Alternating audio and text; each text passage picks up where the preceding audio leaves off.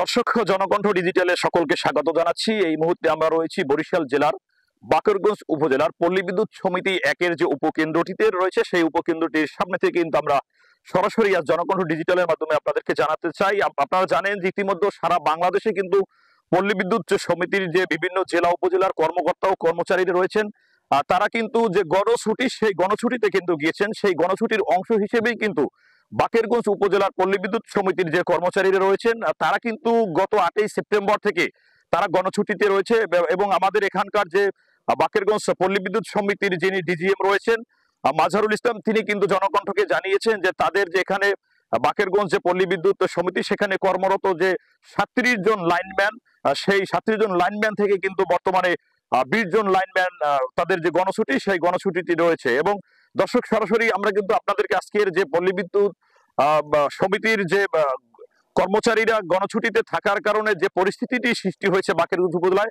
সেটাই কিন্তু আমরা আজকে আপনাদেরকে দেখাতে চাই। দর্শক, বাকেরগঞ্জের যে পল্লী বিদ্যুৎ সমিতির যে উপকেন্দ্রটি রয়েছে সেই উপকেন্দ্র কিন্তু সরাসরি বর্তমান যে চিত্র আপনাকে দেখতে পাচ্ছেন যে এই মুহূর্তে কিন্তু এখানে যে কর্মকর্তা বা কর্মচারীরা কর্মরত থাকার কথা আমরা কিন্তু তেমন কিন্তু কাউকে এই মুহূর্তে এখানে দেখতে পাচ্ছি না। বিশেষ করে আমরা কিন্তু পল্লী বিদ্যুৎ সমিতিতে কথা বলেছি, তারা কিন্তু আমাদেরকে জানিয়েছেন যে তাদের এখানে যে কর্মচারীরা তারা কিন্তু গণছুটি সেই গণছুটিতে থাকার কারণেই কিন্তু তাদের যে পল্লী বিদ্যুতের যে কার্যক্রম সেটি কিন্তু ব্যাহত হচ্ছে। দর্শক, আপনাদেরকে আমরা আরো জানিয়ে রাখি, মূলত এই বরিশাল জেলার বৃহত্তম একটি উপজেলা বাকেরগঞ্জ উপজেলা। এই বাকেরগঞ্জ উপজেলাটি মূলত 14টি ইউনিয়ন নিয়ে গড়ে উঠেছে এবং 14টি ইউনিয়নের যে বিদ্যুৎ সেবা দেওয়ার জন্য প্রতিদিন যারা মাঠ পর্যায়ে কাজ করেন তারা কিন্তু এভাবে গণছুটিতে থাকার কারণে প্রতিদিন ঝড় বন্যা বা বিভিন্ন কারণে বৈদ্যুতিক ত্রুটির কারণে যে সকল বৈদ্যুতিক লাইনের তার ছিঁড়ে যায় বা বৈদ্যুতিক কার্যক্রম বন্ধ থাকে সেটি কিন্তু আর এখন এই মুহূর্তে মেরামত করা সম্ভব হচ্ছে না।